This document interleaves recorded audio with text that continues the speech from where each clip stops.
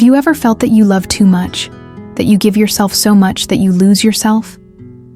Have you ever found yourself stalking, creating scenarios in your head, or sending that message just to make sure you're still loved? That's right. Anxious attachment isn't romanticism. It's imprisonment. And here's a truth that nobody told you. The more you try to hold on to someone, the more you let go of yourself. There's a silent belief that says, if I'm enough, he'll never leave me. But that's a trap. What you're trying to fill isn't the other person's lack of love. It's your own lack of affection, your search for validation. The wound is not in the other person. It's in your emotions, which are still crying out for healing. And the solution? It's not about being prettier, nicer, or more present. It lies in changing the root, the pattern of attachment. What you'll hear here may challenge what you've always believed about love. It will seem counterintuitive, even uncomfortable at first. But that's exactly where the key to liberation lies. Because when you truly understand what lies behind love anxiety, emotional dependence, and the fear of abandonment, you not only begin to heal, you begin to find yourself again. Just imagine. The brain tries to be rational, but fear screams. What if he disappears?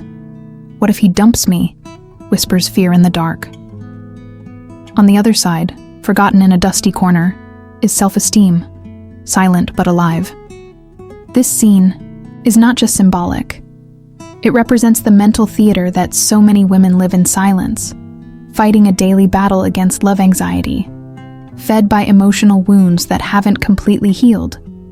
The problem is that, in this internal play, fear always comes first. It takes control, distorts perceptions, dramatizes silences, and invents scenarios where abandonment is certain. The brain tries to argue with logic, but emotional dependence has already taken the microphone. Self-esteem. Sometimes it's not even heard, and that's when anxious attachment sets in, like a visitor who refuses to leave, demanding attention, validation, and constant proof of affection. And when it doesn't, affective neediness sets the tone. Now, when self-esteem decides to stand up and speak out, albeit timidly, everything starts to change. It says, you don't have to beg for love. But self-sabotage soon tries to interrupt. The woman has to choose who she listens to. Write yourself a self-esteem letter. Start with, darling, you are enough, and see what emerges. This symbolic reconnection can be the first step towards an emotional turning point. And speaking of turning points, there's something very important to understand about the bonds we create. Creating bonds is natural. Ever since we were babies, we've been looking for a lap, a touch, a look that confirms you're safe. This attachment system, when healthy, connects us. But when the fear of abandonment enters the picture, everything twists and turns. The woman begins to live as if any gesture were a threat. A simple, I'm busy, becomes a sign of rejection. And the bond, instead of being a shelter, becomes a minefield of uncertainty. Love anxiety feeds on this tension. An ignored, "Are you okay?" becomes an entire narrative about disinterest. It's not drama, it's emotional survival. Those who carry old emotional wounds interpret the present through the lens of the past. And when the lack of affection has already set in, even a silence hurts like contempt.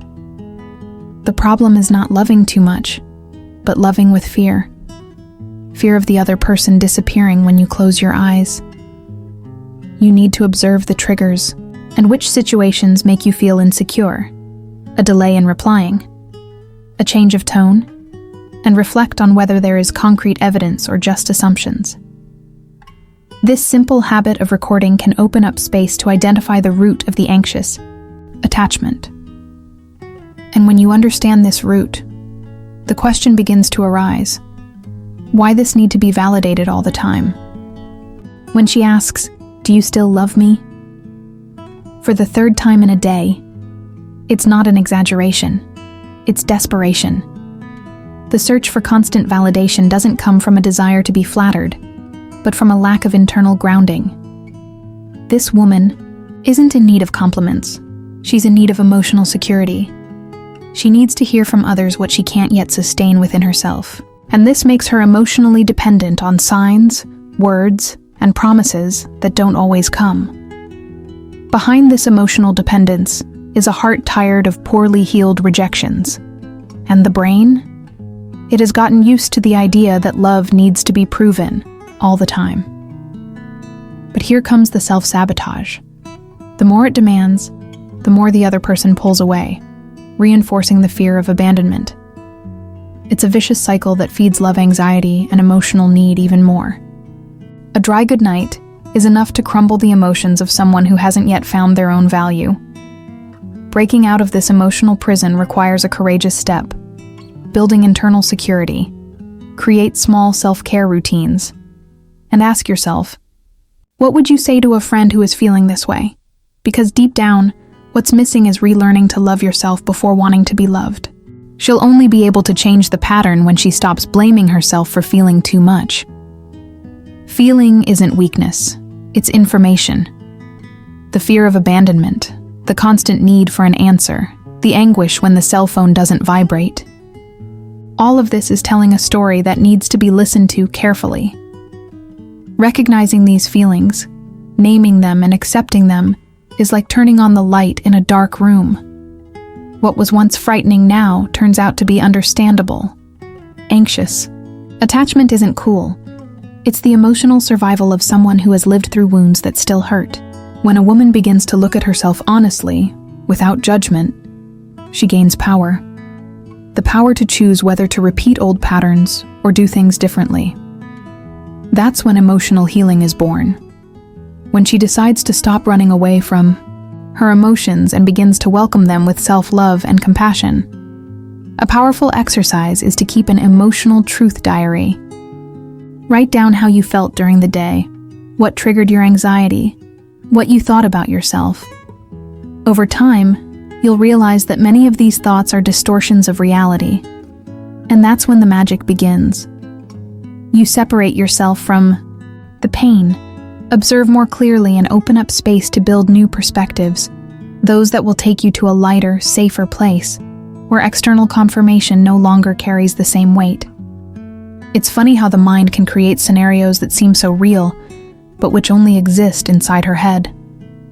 When he takes too long to reply to a message, she doesn't think he might be busy. She thinks she's been rejected. And it's at that very moment that love anxiety is born. The brain tries to protect, but ends up sabotaging, feeding distorted thoughts that activate old triggers of neediness and fear of abandonment. And even if she rationally knows she's overreacting, her body has already reacted. The hand sounds, the heart races, and the search for validation becomes an uncontrollable impulse. Do you still like me? Are you weird? Questions that aren't about the other person, but about the insecurity she feels inside. This need for confirmation, when repeated, only reinforces the idea that she needs the other person to feel loved, and this is where self-sabotage disguised as care comes in. So whenever an anxious thought arises, she should ask herself, is this fact or imagination? And if it is imagination, she can write down what she believes is happening and then list other possibilities. The mind needs to be trained not to accept the first version of the story. Because the truth is, emotional. Healing begins when internal security no longer depends on other people's answers, but on the relationship she cultivates with herself. Emotional dependency is often born where life is empty. When everything revolves around a single person, any absence turns into despair. And this is precisely where autonomy becomes the antidote. She needs to rediscover who she is without him. To remember what she loves to do, the conversations she has with her friends, the projects she left in the drawer. Autonomy isn't about moving away. It's about reconnecting with herself. She can start by setting aside one afternoon a week just for herself, without guilt, without justification. She could take a dance class, resume that pottery course she's always wanted to do, or even start reading something that inspires her, like the book Brave Yes, Perfect No by Reshma Saujani. Small steps build great pillars of self-love and help reduce that constant feeling that you need someone else to be happy. The most curious thing is that when you fill yourself with your own company, relationships tend to improve. She stops demanding that the other person resolve emotional wounds that only she can take care of. By focusing on true friendships, moments of leisure and self-care, she stops asking for presents and starts sharing presence. And in this lighter exchange, something much stronger than anxious attachment is born. And all this prepares the ground for a new look at love. Many women who suffer from anxious attachment and love anxiety live more in the world of assumption than communication. They believe that if he hasn't replied, it's because he's lost interest. If he hasn't complimented them, it's because he doesn't love them. But do they really? Communication isn't just about talking. It's about speaking clearly, courageously, and truthfully. It's stopping waiting for the other person to guess and starting to say what you feel and need. Expressing yourself with vulnerability can be scary at first, especially when there are deep emotional wounds and fear of abandonment. But that's where the key lies. Instead of keeping quiet so as not to seem needy, she can say, "I feel insecure when I don't hear from you. Can we work out a way of communicating that's good for both of us?" Simple, direct, respectful. This avoids unnecessary conflict and shows emotional maturity. And just as important as talking is knowing how to listen. Listening with empathy means listening without interrupting, without defending yourself, without planning your response while the other person is talking. This creates a safe space for the other person to open up. Relationships based on real communication reduce self-sabotage and the search for constant validation. Because where there is understanding, there is trust. And where there is trust, anxious attachment begins to lose strength. Even when uncertainty enters the picture, the desire to control everything is a clear symptom of love anxiety and the fear of abandonment. It's as if she could predict the other person's every move, she would avoid getting hurt. But living like this is exhausting, for her and for the person she's with. The truth is that control is an illusion, and trying to hold on to it only deepens the pain. Emotional healing begins when she lets go of the rope and trusts herself more than the mental scripts she creates. Accepting uncertainty is not being passive, it's being wise. It's knowing that not everything depends on her, and that even when something gets out of hand, she can cope. And this comes from self-esteem, knowing that she is enough, even if she isn't chosen. Understanding that her value is not measured by someone else's presence. Over time, she realizes that the basis of bonds is not control, but trust. And this trust is planted inside, not outside. When she stops supervising, demanding, or anticipating rejections, she creates space for lighter, less suffocating relationships. She stops being held hostage by emotional dependency and becomes the master of her own emotions. And it's at this point that true self-love blossoms and changes everything. Because when she chooses herself, the choices of others no longer carry so much weight. Now tell me, how long will you keep sabotaging yourself for fear of being alone?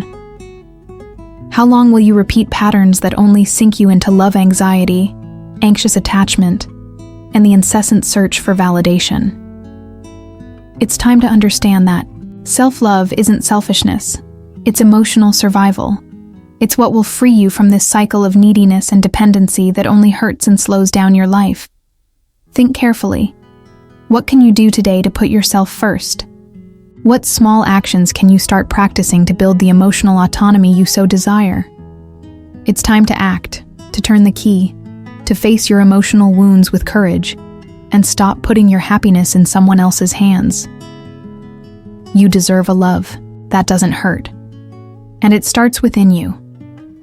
If this content made sense to you, if it touched something inside you, then subscribe to the channel and turn on notifications. there's still a lot to show you about how to truly heal and build healthy bonds without getting lost along the way. Shall we go on this journey together?